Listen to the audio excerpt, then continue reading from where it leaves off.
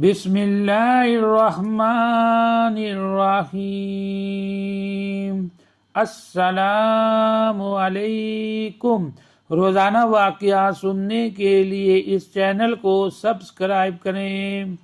حضرت عروہ بن زبیر رضی اللہ تعالی عنہ سے روایت ہے کہ آپ صلی اللہ علیہ وسلم کی قوم کے 5 آدمی بڑے صاحب حیثیت اور حشمت تھے۔ نمبر 1، اسود بن مطلب بن اسد ابو زمع، جس کی ایذاؤں اور ستم رسانیوں پر نبی کریم صلی اللہ علیہ وسلم نے اس کے لیے یہ الفاظ ارشاد فرمائے تھے: اے اللہ اسے اندھا کر دے، اس کی ماں اسے رویا کرے۔ نمبر 2، اسود بن عبد یغوث بن ویب بن عبد منان بن زارہ۔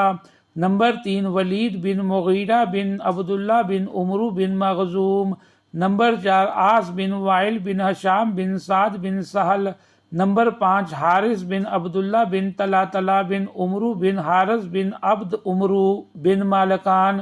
جب یہ لوگ فتنہ انگیزی میں حد سے بڑھ گئے اور نبی کریم صلی اللہ علیہ وسلم کا مذاق اڑانے میں کمینگی کی تمام حدیں پھلانگ گئے تو اللہ تعالیٰ نے یہ آیت نازل فرمائی۔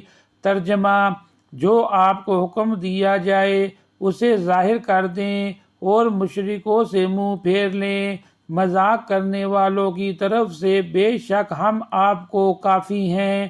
جو اللہ کے ساتھ دوسرا خدا مانتے ہیں انہیں عنقریب معلوم ہو جائے گا۔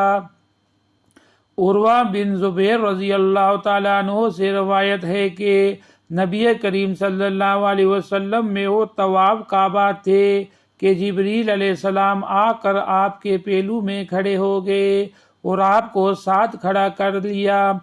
اتنے میں اسود بن مطلب ان کے قریب سے گزرا۔ جبریل امین علیہ السلام نے اس کے منہ پر ایک سبز پتا دے مارا جس سے وہ فوراً اندھا ہو گیا۔ اس کے بعد اسود بن عبد یغوث گزرا۔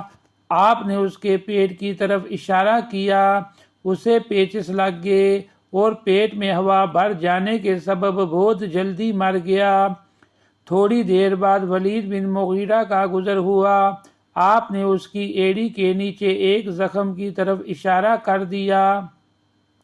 چند سال قبل کی بات ہے کہ وہ ایک مرتبہ بنو خزاعہ کے ایک آدمی کے پاس سے گزرا جو تیر بناتا تھا۔ چونکہ ولید کا تیمن زمین سے لٹک رہا تھا اس لیے کوئی تیر کپڑے میں اٹک گیا اور ایڑی پر خراش ڈال دی، مگر وہ معمولی سی تھی۔ جب حضرت جبرائیل علیہ السلام نے اس کی طرف اشارہ کیا تو اس سے خون بہہ پڑا اور وہ تڑپ تڑپ کر مر گیا۔ تھوڑی دیر بعد وہاں سے عاص بن وائل کا گزر ہوا۔ حضرت جبریل علیہ السلام نے اس کے پاؤں کے تلوے کی طرف اشارہ کر دیا۔ بعد ازاں وہ گدھے پر سوار ہو کر طائف کو چلا۔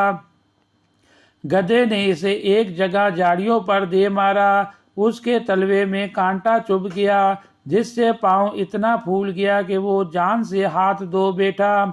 چند لمحوں کے بعد وہاں سے حارث بن طلحہ کا گزر ہوا۔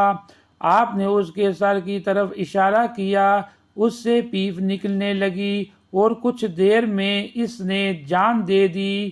ابن عباس رضی اللہ تعالیٰ عنہ سے روایت ہے کہ نبی کریم صلی اللہ علیہ وسلم چند سال خفیہ طور پر مصروف رہے اور وحی الہی کو سرعام بیان نہ فرمایا، یہاں تک کہ اللہ نے فرمایا مکہ میں اپنا دعویٰ بیان کرو، تو پھر اللہ نے آپ کی مخالفت اور آپ سے مذاق کرنے والوں کو تباہ کر دیا۔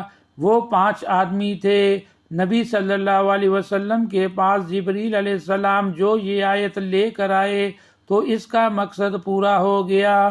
کہتے ہیں کہ نبی صلی اللہ علیہ وسلم نے فرمایا، میں نے اس آیت کو نزول کے بعد ان 5 کو زندہ دیکھا، مگر پھر ایک دن رات میں ہی 5 ختم ہو گئے۔ مزید ایسی ویڈیو کو سننے کے لیے اس چینل کو ضرور سبسکرائب کریں۔